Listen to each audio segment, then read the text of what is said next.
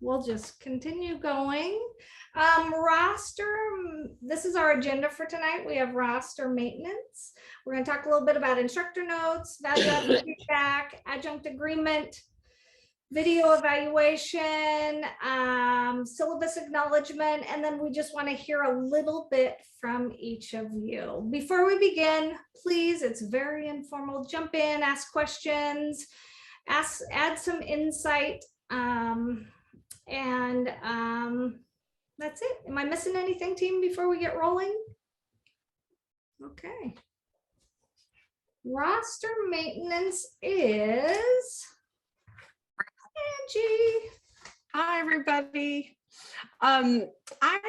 We just came up with, like Julie said, a few slides to just kind of spearhead some discussions and offer some tips and things like that. And this is one of those tips. So I know that we've all kind of struggled as instructors and program supervisors with students who, aren't submitting their work, maybe perhaps on time, that sort of thing. And that grade, the course grade at the top of their grade book, unless the items that were due so far haven't been accounted for, that grade up there at the top isn't necessarily reflecting the credit they've earned so far. So this little tip to just kind of maintain rosters, keep ourselves organized, who turned in what, who turned in assignments and who's missing them, but then also adjusting that overall grade at the top. We found that this is very effective personally. I do this with my students as well, because then it really shows them the grade that they have at that moment in time. And so this is what we call 0-0 update. And when you're looking at a student's grade book, we have the score and then the submitted column. And it's important to, if they've missed that due date, if they haven't submitted the assignment yet, and you're doing your weekly maintenance on your grade books, just kind of going through to see what the scoop is for each of your TIRs. If they've missed an assignment, you just enter 2 zeros, and then you hit that update button down in the lower left-hand corner.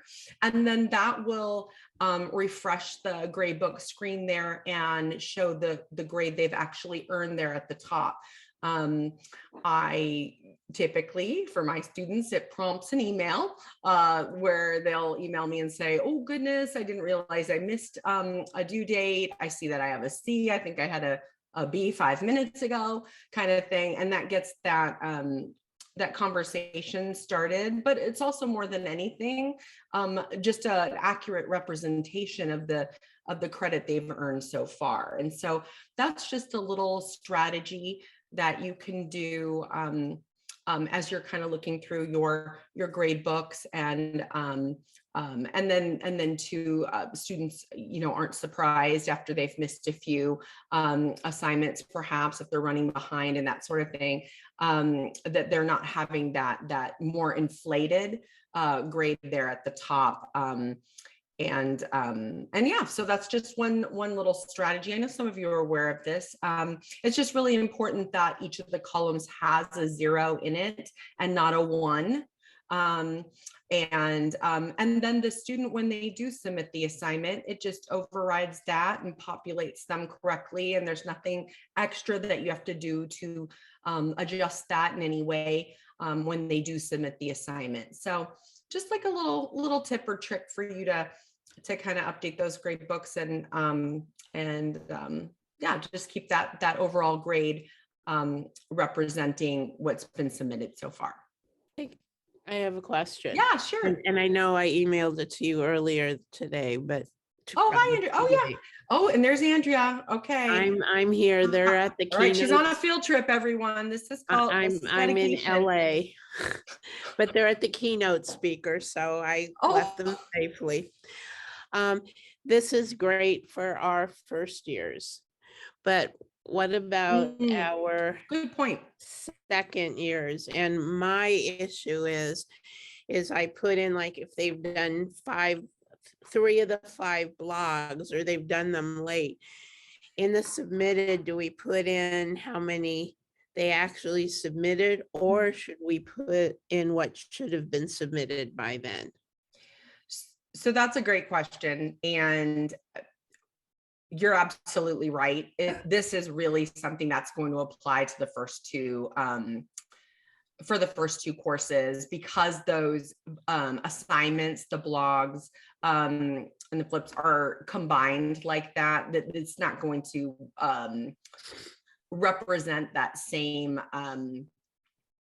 score value and that sort of thing. So excellent point. This really is most effective for those new courses where each assignment has its own individual spot. Unless anybody has anything else to I add, agree or with you. We didn't think of that, so thank you, Andrea, for bringing that up. I would say it would mostly apply, but you could continue that practice in the it would be the third Mhm. fourth semester.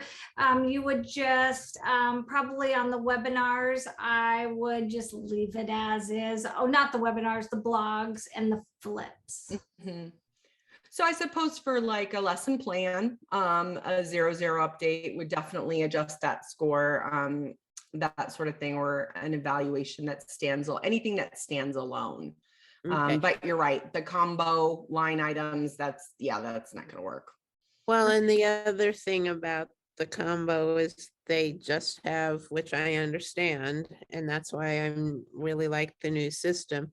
They just have the end date for the end of the course. I So know. when somebody got upset with me that, she did the first flip 3 days ago and I didn't give her full credit. Well, it says due date April Sure. 17th, so. Yeah, you're right. So yeah, we're trying for sure. That's for sure. Any other questions related to the 0-0? Okay. Instructor notes. I don't know. I believe Susan. Yep, the instructor notes 3. So we just want to give you a little bit of again, a little bit of tidbits of how to use the instructor notes. So we're looking for, if you use instructor notes linked to document. So in the instructor notes, we want information sent to the students. So if you send the student an email saying they're missing an assignment, or there's no communication and you send them an email, you want to put that in your instructor notes. That keeps documentation.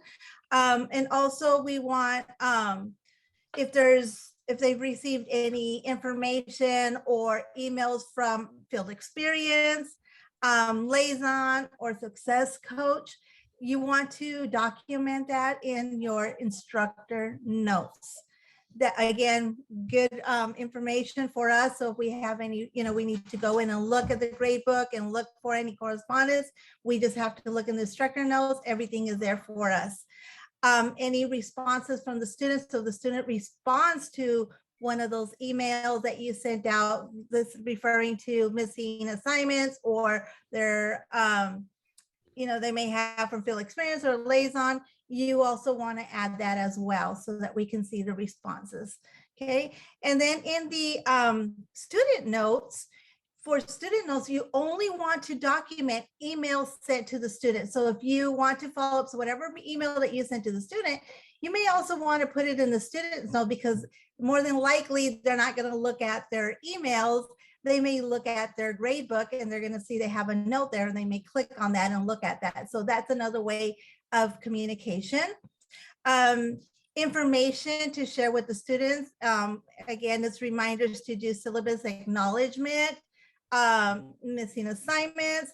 So any communication that you send, you may want to put it again in the students' notes as well.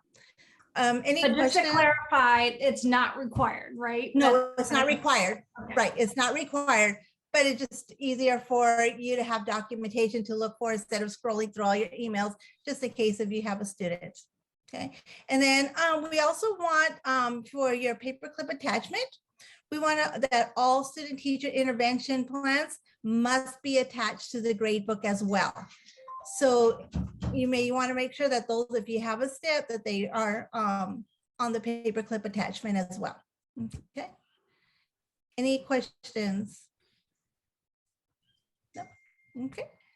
All right. Feedback.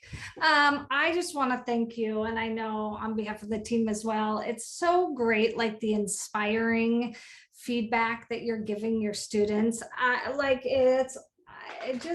love seeing it. It's so encouraging, and I think that right now in teaching, it's a really tough time to be in education, and any little encouragement or, just the inspiration, the connecting with them. I just really appreciate the time that you put into working with them. So, we just talked a little bit here about how you can share your experience. You guys have a wealth of experience in the classroom over the years. So that is, they are fortunate to have time with you to be able to, run ideas by you or that, but your feedback is just, it's very appreciated. So I just wanted to take a minute and say that. And then, as far as I just wanted to ask, and we're going to talk more about this later at the very end, but like critical thinking questions, and as you trigger just connections with them on your webinars. I mean, I can imagine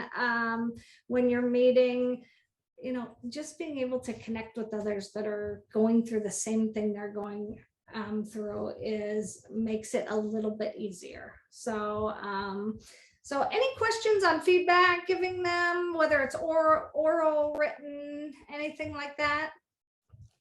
Nope. Good. Okay. I think that this is, yes. So,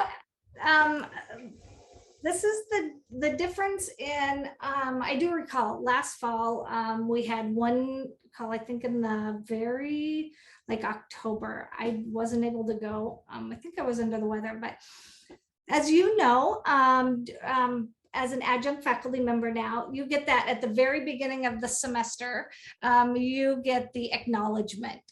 I believe, and Kim Toby, I think, is on the call. Kim, do they get it from Dulce just like or an adjunct faculty would? Does that come from Dulce? They should. I don't get to see that side of it, but because they're adjunct faculty, they would get the agreement where they're choosing to, whether or not they're choosing to participate in the course again. And then there's just the statement about reading the adjunct faculty agreement that you acknowledge that you've done that. Great. So that's what we just wanted to talk about, is just that's the one difference now, is obviously you're completing that acknowledgement, and some of the wording, I know we kind of go through and do it quickly, but your role has changed in the sense that you're now responsible for posting the grades. And with that, that is what you're acknowledging when you're doing that acknowledgement piece.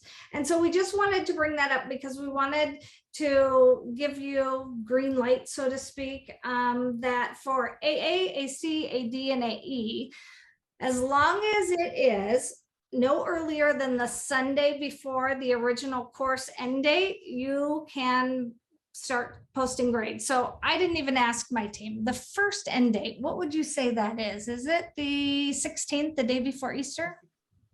The 16th. Yeah. So then the Sunday before, which would probably be the Sunday, you can. Now you're not required to, but if your students have their work done, you can the Sunday before the last, before the end date. Okay, so those are, so if you have students that are in those courses, AA, AC, AD, and AE, so really it's just a TIR student who is not in their last semester. And the reason that is our department does have to go do an audit and go through and make sure that they have all of their department requirements, their exams are taken, they have all their everything on file, so they can get that IR, their institutional recommendation prepared. So that you will need to check with your liaison. Now if you're like, because I know you did post them in the fall. If you have questions at all, please don't hesitate to ask your liaison. But just wanted to kind of make a note about with you posting the grade, just making sure that all of, if it's for the progress report, you have 2 different progress reports.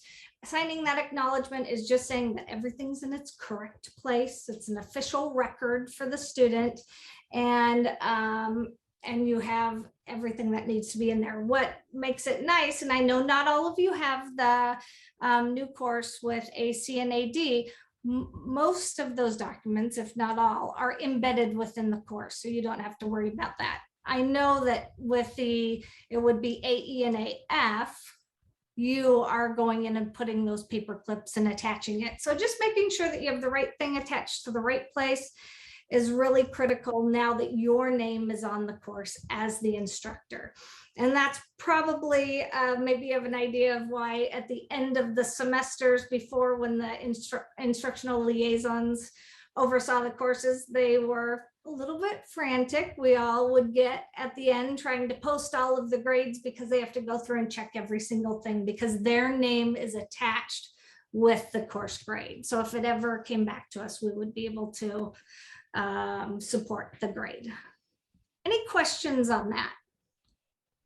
This is really no different from the fall, but we just wanted to revisit it. And I think last fall we kind of did a slower handoff where we said, check with us and that. But now if you have an AA, AC, AD, or AE, you can go ahead and post that as long as it is no earlier than the Sunday before the end date. Okay. And Julie, if they're new, we're still having them check with the instructional liaison sorry, before that was- posting I was- grades. So I We have have it in some my new- notes that I was supposed to say that. So if you're brand new, of course, your liaison's going to work with you and walk you through it. But if you're not new, then go right ahead. So any questions on that?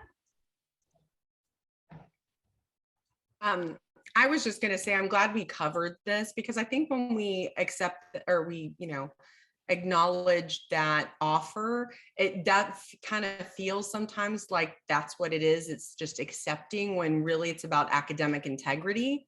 And so I think that this is, it's a good reminder for everyone that that's what that acknowledgement's all about. So I just want you to be careful since your name is attached to it. So that's why we wanted to mention it. So. Yeah, and then also, Julie, we also have, just for your record, if you want to follow up, there's a TAR final grade checklist that you can use that's in the hub, and there's also a link on here that you can use before you grade as well. That is right at the bottom. Thank you, Susan, for the reminder. I had that open on my thing, so this we will be sending out after this call. This just gives you this exact information we talked about. These are the courses that you can do. And then here's the things that you would check for. A point value is entered for each assignment. You reviewed all the stats. You made sure that they had different dates. Now, again, and I know I'm talking on 2 sides. If you have an AC and AD course, then on that course, it's really all of the assignments are embedded in. Am I missing one, guys, that now that I think about it? No, so it's all embedded in. So there's really not a risk like there is on the AE and AF, where you're, literally using every paper clip, I believe, for attachments. I will say it's a lot, harder to manage. So it's a lot easier this way. But just making sure that that you have the progress report, you have the right ones are there. Again, if it's an AE, AF, that you have to pay a lot closer attention to. If you had district evaluations, just note in the notes, you can do it just in the instructor notes if you how you attempted to get them. I know that sometimes administrators, you don't get them back, but just that you've made those attempts. And then if you had, if there were specific concerns, if you were working with a success coach, if there were things that were concerning, if you were working with the liaison and you feel that it needs to be in the grade book, then like Susan said, go ahead and put that under instructor notes or student notes. We were talking, and I can't remember what we figured out, is when you enter a note, it does not trigger a message to them that lets them know, correct? If it's a student note, it does. If it's an instructor note, the students doesn't. cannot see it. Thank So you. if it's something you want to document that you had a conversation with a liaison regarding the student, you can put that in the instructor note, or like with their admin, that you may not want them to necessarily know all of the details you might have had in that conversation. But anything you put in the student notes, the students are able to see the student notes. So just be aware of that. The other thing with course AC, you are paper clipping, you're uploading the 2 progress reports, and they do have to be attached by the paper clip in course AC. In course AD, we were able to make that correction, so they have their own line item now in the grade book. But course AC, you will have to paper clip the 2 progress reports once the student acknowledges that they've seen it, read it, received it. Then you go in and attach that progress report for the AC course. Thank you. Thank you. Thank you. And then just your letter. This is the one you will have to attach for each of the either it's A, B, or AF. Attach the letter of recommendation or reference that you write for the teacher candidate. Any questions on final grades? Thank you, team, for the reminders. Do you want, if we are doing an evaluation that is not 6 weeks apart because the person did an evaluation, their first evaluation late, do you want us to put that in instructor notes that we, Yes, please. okay. That would be great. Thank you. And if it's a situation that you had done, you'd been communicating, really trying to get it from the student and didn't, I think it'd be fine to put it in the student note so that they know that you're documenting that you've been trying to get that from them. It might even spur them along. No guarantees, but it might. Okay. Okay, then the next one. Video evaluation. Thank you, Kim. This is me. So in our new courses with the AC course and the AD course, there's a lesson, and I'm trying to remember what lesson number it's in. Sorry, I know in one of them it's lesson 4 and lesson 8. And I think it's that way in AC and AD. But there's a line that says lesson 8 video evaluation. So because we have people that are distance learners that have to videotape theirs, we also have some due to COVID issues that we have to videotape as well. We have to have a place in the Rio Learn, because those of you that have been with us for a while, we used to put them into Wistia. But now that they're in Rio Learn, we have to have a grade book place for those to be uploaded. Legally, we can't have just a certain group of students do the video assignment and not have all of the students do that, because we need to keep that equity within the grade book. So for those teacher candidates that have one in person, they just need to go into that lesson 4 or lesson 8 video evaluation lesson and state something to the lines of, I had my evaluation in person on such and such date. Quick, short, simple, but just addressing that they've had their performance evaluation, their evaluation with you. And then you go in and just check that off so that they receive the 1 point for that in the grade book. They don't get a 1 point added in, but it's got that 1 point saying that it was completed. So I know I was really confused on that with the AC, and I'm like, oh no, we'll just, mark it off as done. We can't do that. So just make sure that you explain to them, it's just one of those requirements that we can't pick and choose who turns evaluations into the grade book. So everyone needs to go in there and either upload a video or create that video stating that they had their evaluation done in person on such and such date. It takes them 5-10 seconds. It takes us maybe 15 seconds to go in and check it off. But then we've got all of our documentation covered for the college. Any questions on that? I know, and any feedback?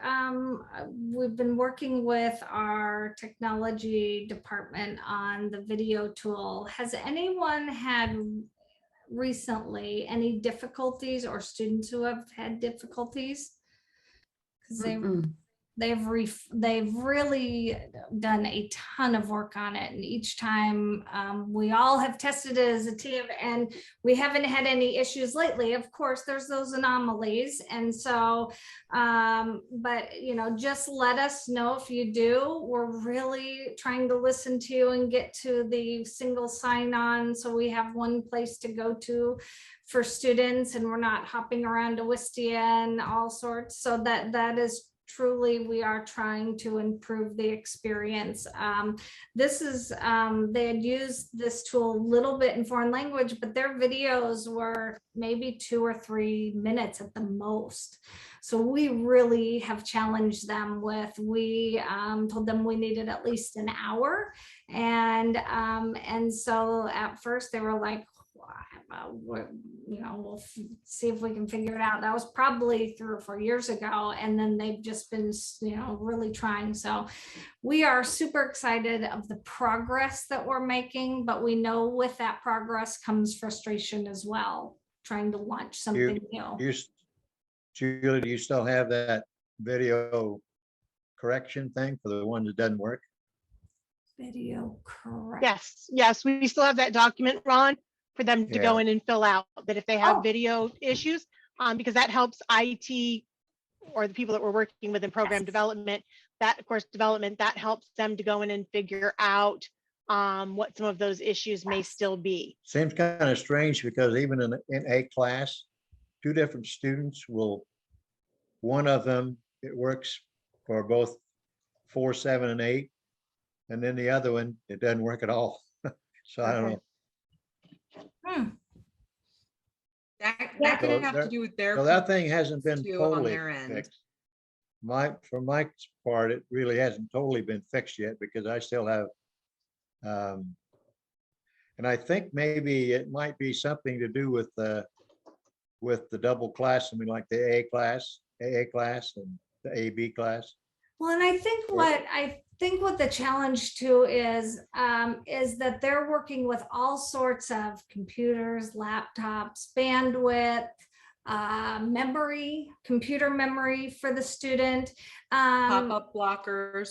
Yeah, and so within the actual search engine, so for me, I use Google Chrome, that can only house, and I don't have the wording, but it was that can only house so much, and then it has to dump it to the computer.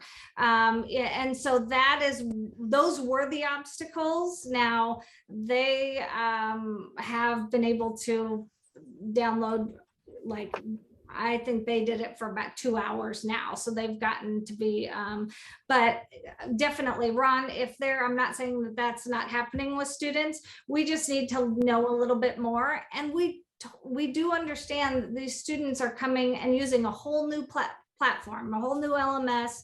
And so there's going to be some struggles along the way with that. If we can help with that at all, please let us know. And, we can assist, but really, and if we have time at the end, we can go through and look at it, but we hopefully have cleared up a lot of it. But of course there can be some glitches, but have the students fill that out, because that goes immediately to our techs, the developers, and then they have trouble. They've gone through each one and they submit a help desk ticket and they work on it, and so they really have been trying to refine it.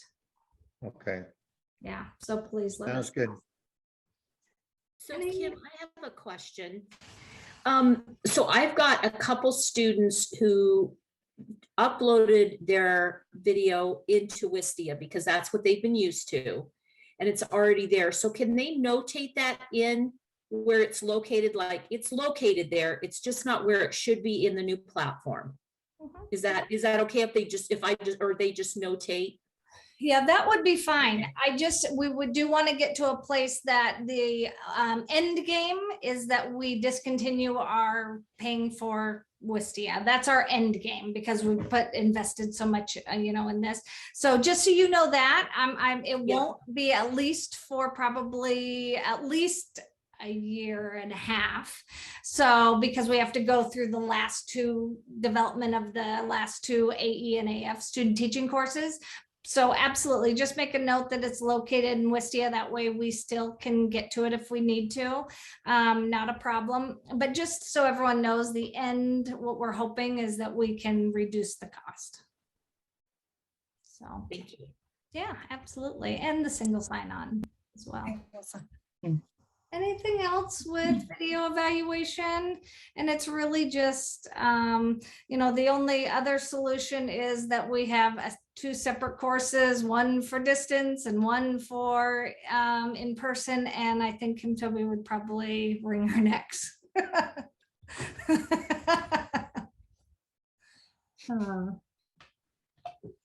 Okay, let's see. No, This one's mine. Go ahead, Jen. Okay, this is an unusual situation, so most of you shouldn't have it, but it has come up in for a few students in regular courses, at least we know of. So what we're asking is if you have a student that did not, and like I said, we're not thinking this really is with any of the teacher candidates right now, but it's going to actually be for the future too. If you have a student that has not completed the syllabus acknowledgement or any, what we'll get to in the future, any assignments within the first 7 days of a course start, we're going to ask that you use this link that's here. And Julie, I'm assuming we'll probably send this out again in the fall as a reminder. Yeah. For you right now, I think I'd say if you notice any students that have not completed the syllabus acknowledgement, to fill this out, because it should be completed as a requirement. And we're trying to find out if there's any, I call them glitches in the system for that. That's what I call them. So if you happen to notice you have any students that and there's no syllabus acknowledgement completed, if you could fill this out, that would be what you would be doing now. And then come the fall, what we're looking for is if you have any students that have not completed their syllabus acknowledgement and do not have any assignments submitted in the first 7 days, to fill that out. Because the syllabus acknowledgement should be done within, isn't it, 3 days? 3 days, yeah. So, and I think in the chat, was it Richard? Somebody popped in. I thought I saw really quick, but maybe I missed it. Could we, did I see somebody put in, could we put it in the PS Hub? Sure, absolutely. Maybe I missed that. I thought I saw it pop up on my chat, but maybe I was wrong. Oh, absolutely. I didn't even glance at the chat, so I feel bad. Yeah, but maybe I'm looking now and I'm not. No, it's there. Okay, I just didn't go far enough. Oh, okay. Okay, it was from Tracy. Okay. It popped in and then it was gone and I didn't go far enough up. So we'll remind you again in the fall about that. And like I said, it's an unusual situation. When we were talking about it, we were kind of like, what? That shouldn't happen. And then Julie's like, yep, it happens. Yeah. So, and that's the form Julie put up there. It's just a Google Doc, very simple.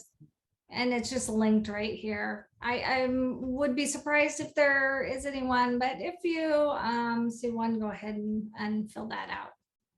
Sometimes there are glitches where it doesn't catch it. Okay.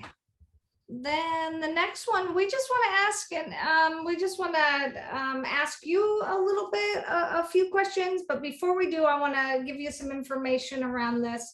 We will be sending out and this will be for the new courses we are sending at the end. So last fall for AC or AA, we send a student survey out, just asking them so that we can, as we're progressing in making courses, we can catch any of those things that we're trying to fix. So we'll send a student survey. Again, we always try and send a survey. We'll be sending a survey out to all program supervisors. There may be a couple of questions on there that are specific to the first and second semester student teaching, because we really want to see how that new process is working. However, but the survey will go to everyone, because we really, I mean, the team, we read through all of your feedback, we go through it, we see what we can address, because it is very important to us. You have a lens that we don't have, so we do really appreciate that. So I'll be looking for the student survey.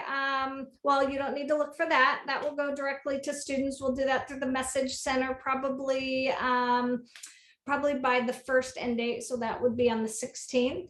And then we will send out, after the Easter holiday, we'll send out a program supervisor survey for all of you. And we just ask you to take a few minutes and just complete it. Give us some honest responses so we can see what we can tackle and, fix any glitches or things. And your feedback is important. So thank you. And then could I get a show of hands of who has the PS Hub on their favorites on their computer? Yay, look at that. That's awesome. If you don't, I definitely would recommend that you do. Just makes it so much easier to get there, because there are so many resources. Anyone have any questions surrounding the Program Supervisor Hub, or can't find something when you get there, trouble navigating, anything like that? No, we'll put this presentation, we'll probably send it out, but we'll put it in the PS Hub also. We've got a tab there for the spring. So any questions? I want to kind of turn the floor over to you guys and just ask for suggestions. What's been helpful, what hasn't been helpful, related to student success coaches. We know they're jumping in and helping you with students, and we want to make sure, I'm just moving the chat now that I opened it, so I can see everyone. Student survey, PS Hub, and Google Classroom. So anyone want to be brave and add something? Yeah. For my first year students, I wish I could ask them how many times they have gone into Google Classroom. I don't think they do. Okay. Anything really that I see that's important, I end up sending them out via email. Because if they're not required to go in there, like our other kids are, kids. Oh my God. We know what you mean. We do. Yeah. They don't go in there. And so to me, it's double work for me, because I am sending things out email and putting it into Google Classroom. But I would bet that none of them have ever gone in there. I get no comments back from them like I do from my other students that are my second year. So I hate to say it, I think it's a waste of time for that. So can I ask you a question? Would you say that when the times that you're collaborating as a group, as a cadre, is that taking place then on the webinar? That's where you're really having that collaboration, everyone's sharing and that. Great.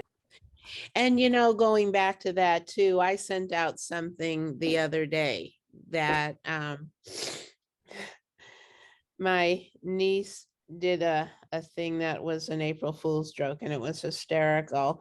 The teacher had them all fill out this form, and it was called a think form of something they did wrong. And then they had to write April Fool's on the back. I would have killed her if it had been my kid.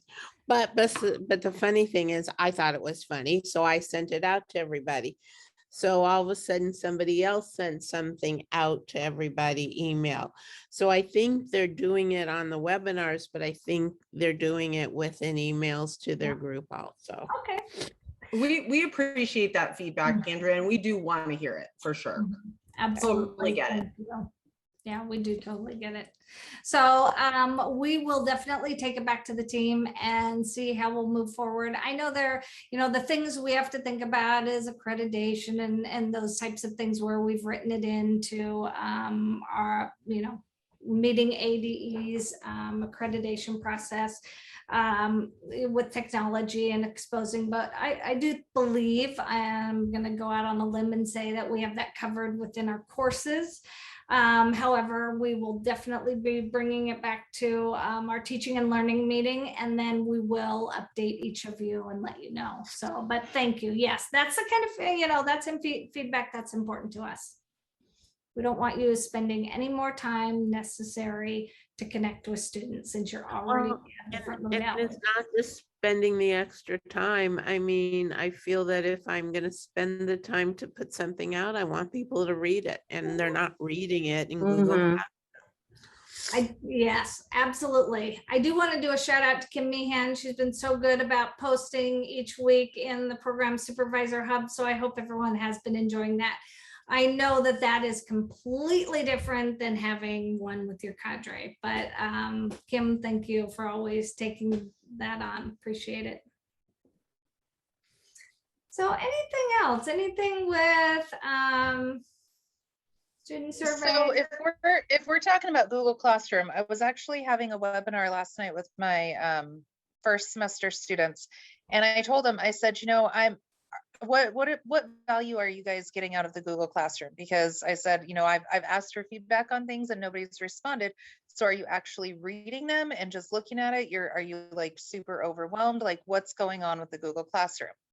And they said that they love having the resources, but there's so many different places for them to go to see things, to do things, that it would be easier if it could be in one place. But I don't know how we could make that all together or anything like that. But they definitely said that they enjoy having it. They just didn't like having yet another place to go to.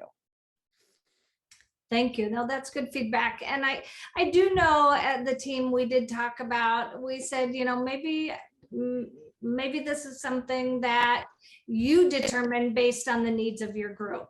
I'm not saying that's how it is now, but maybe that's how we work with Google Classroom, because we want to make sure that you're able to differentiate with your group needs. So thank you, Krista, for that, because that is good to know. So they just don't want to spend, so they are accessing it, seeing the resources, but it's just one more place. And I love that you asked them too. Well, it's more that they are seeing it in the email when it comes through to their email. They don't ever go into the actual Google Classroom. Got it. So it's almost like a group chat via email, so to speak. Yeah, kind of, I guess. I mean, nobody else has ever posted anything in there. And at every single webinar, I tell them, I said, listen, you guys all have these great ideas and you love gaining this knowledge from each other. So when you come across something really cool, don't hesitate to post it in the Google Classroom for everybody else. And I tell them that at every single webinar, but yet nobody else posts anything but me. And it's crickets when I post things.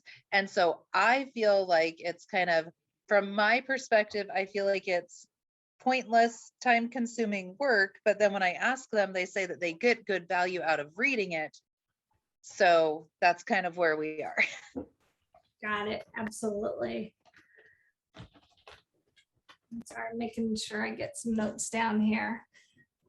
Thank you. Thank you for that feedback. Anyone else? I do have one maybe suggestion though. Sure, absolutely. Would it be, I don't know how many TIR students we have in each semester, but what if we created one Google Classroom for all of this first semester people, and then anybody could post resources in there so they can gain more knowledge from a lot, like everybody that's in the TIR program first semester. And then all of the program supervisors could post things and stuff like that. I think that's a great idea. I can't see any challenges around that. I'm trying to think. It would just be adding them as they. And they would benefit from the items More. posted from other group members. Yeah, so like I only have four teachers, 4 students, and you know, if they were in a group of 20, they might get even more, or more conversation might start happening because there's more people that they can get stuff from. And I don't know, maybe you can do it by exceptionalities, the special ed people, the fine arts people, the high Yeah. school. Because I gotta tell you, you know, I tend to send emails a lot of times and I laugh because all of a sudden I'm taking off my high school teachers off the email going, oh, they don't want to hear this. Well, and I think the only challenges might be as they sign up, and I'm just looking at Kim Toby to see if she's thinking the same thing. Just as they sign up and timing, correct? Yeah, but there is also, and I was just trying to search it, there is a new, and I hate to say platform because I don't mean platform as in something you have to log into. There is a new system that Rio is learning that creates community, almost like a social media community, where they can gather together. EDU has not started to use that, partly because just takes a little while to get it set up. But I think that it depends on if you just want kind of this session to go in and chat and share resources, or are we talking about something that we're going to assess and how active they are in that participation. But there is this new system that Rio has been using. They use it right now for honors and veterans, and it just creates kind of what I call these social media conversations.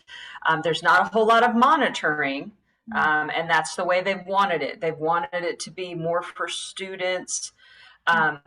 That sounds like an easier place. And I don't want to do something just because it's easy, but it is difficult because of the timing. But I could see us using something like this platform that they've recently created. And I'm happy to share that out. I've already shared it with Dr. Gresko. It's just not been something that we've taken advantage of yet. I think I attended a call where they talked about that also. It's about promoting a sense of belonging and that, yeah. And I can't remember what it's called for the life of me. I'm sorry. Yes. Oh, it'll come to us. Is it Rio Connect? No, not Rio Connect. No. I can look it up. And that's what I was trying to do. But that would be if you're, again, it's about whether or not you care that they're doing it or just giving them a space to do it, because there is that space, whether or not they'll go choose to do that, but you could create some type of community based on that type of social media interaction. My personal thought is they have so many other things that they're doing while they're teaching full time that I don't want to add anything else to their plate. But giving them that space where they can gather information from people that are in the same place that they are in their learning, and also being brand new teachers. Yeah, I can totally see. Okay, we will definitely bring it back. Thank you, Dee Dee. You go ahead. It'll take me too long. She has a call, and we do realize that some of you have calls and we want to honor your time. Is there anything else for feedback? And you will have an opportunity to give us feedback if after we hang up, which is like me, I go, oh, I was supposed to say that, or I thought about that. We'll send out the survey and we just ask you to fill it out and give us some feedback so we can really look at it and dive into the next courses. The plan is for AE is being developed right now for the fall, and we're working on traditional student teaching as well. Then spring of, gosh, 2023, does that sound crazy? Spring of 2023 will be the last TIR, the AF student teaching will be deployed. Any questions on anything? One thing that you guys talked about is when we're going to have the bachelor's program. And I don't know, and I know I'm giving everybody more work, sorry. But there are so many kids that are taking in the high schools, you know, preparing for teacher classes. And we, you know, I talked to some juniors the other day that have no idea where they want to go to school. And it might be behoove Rio to start, even though I know it's a long way away. For those juniors, it's not a long way away to start doing some publicity and maybe going out and, you know, doing some, you know, teaching classes where and start promoting it. Yeah, so we have started work on the bachelor's degree. It was should be, I guess, deployed, launched fall of 2023. A lot of work to be done, but yes, I absolutely think you have some good valid points there. And I know it'll be interesting to see because there is a lot of discussion around sorry, I can raise your hand. A lot of discussion around bachelor's degree for community college and preparing teachers. Kim, go ahead.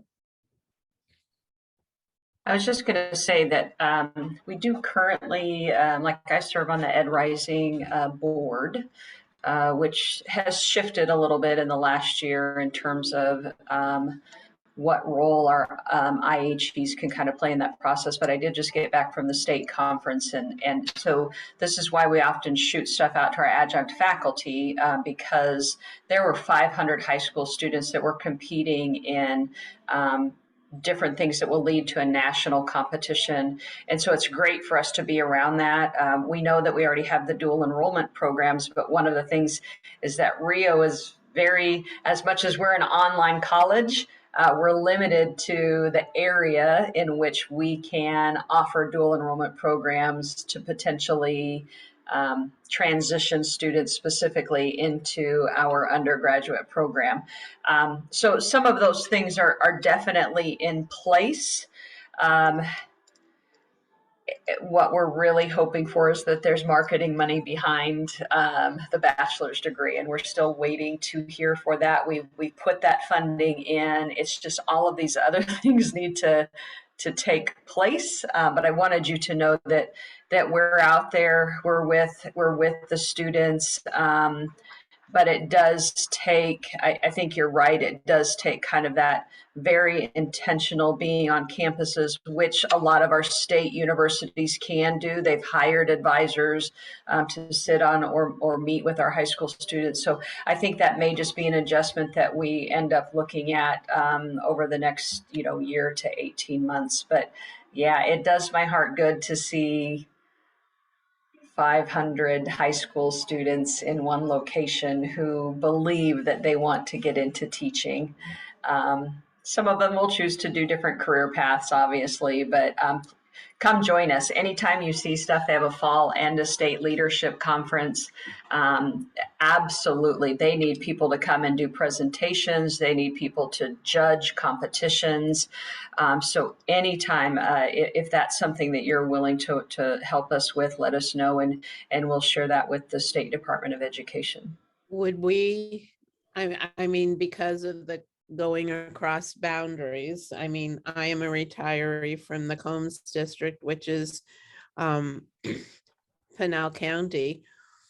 Would I be able to go into their teacher prep class and talk to the kids about the Rio program, or because the county lines Yeah, if you chose to go in and as a volunteer, that would not be a problem. It's our ability to start an actual dual enrollment ed professions or early childhood program is to officially have that program is limited by some of the boundaries.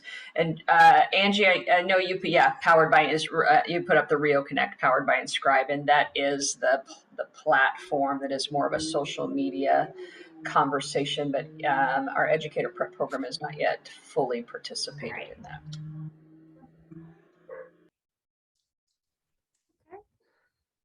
So yes, I'll take any personal marketing as long as you don't guarantee them anything or say that we'll pay for their schooling or we'll start a dual enrollment program. If all you're doing is, talking about Rio, absolutely.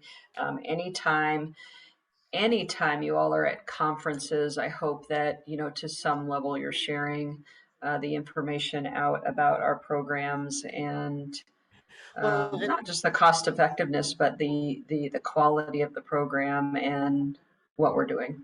Well, and I guess that's part of my question. I mean, obviously I'm in Los Angeles with 20 journalism kids, not teaching kids, but you never know. They might want to become journalism teachers. Is there something that you could give us that we could, I mean, I don't want to tell a student something wrong. Yeah, actually, I was having that conversation with another staff member today and literally have not shared this with Julie or anyone else, so it's not the gospel yet, but it would make sense if we, I know you guys already have a lot on your plates, but if we gave you all flyers or backpacks or swag and just said, when you see a teacher, maybe not even our teacher, but when you see a teacher, hand them these 500 sticky notes that they could use in their classroom that say Rio Salado. And so that was just, that's marketing at its simplest, I guess, but certainly I think we can put some things in your hands, especially as we learn more about the bachelor's degree, but even right now, just our associate's degree program that they can start and obviously that articulates to our university partners. And it's never going to be all or nothing. We certainly know that, what we want is that continuum of options for students from completing right now a 4-year degree at a community college to being a devil and being able to say, that I went to a football game, because obviously Maricopa is not going to have that as part of their culture.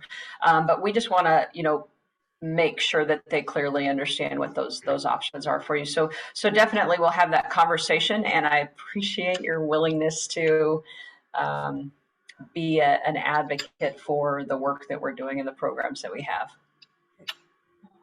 Yeah, and wear the Rio shirt. Yes, wear a Rio shirt. That is all that we have.